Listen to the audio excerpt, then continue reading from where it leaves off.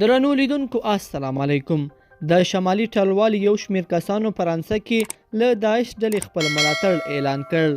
دغه کسان چې د برهان الدین رباني د وخت بیرغ ورسره دی او د پاریس ایپل ټاور سره راټول شوي وایي داعش هم خراسان غواړي او موږ هم د افغانستان پر ځای خراسان غواړو.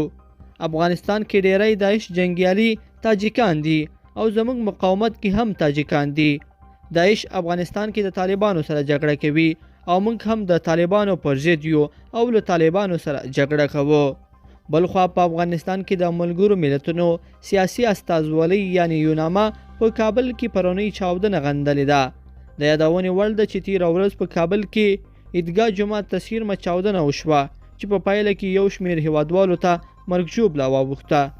بل پلو د اروپایي ټولنې د بهرني سیاست مسؤل جوزف بوریل په تازه څرګندونو کې ویلي چې د افغانستان اقتصادي او ټولنیز وضعیت له پاشل کېدو سره مخ دی او باید دغه هیواد وژغورل شي.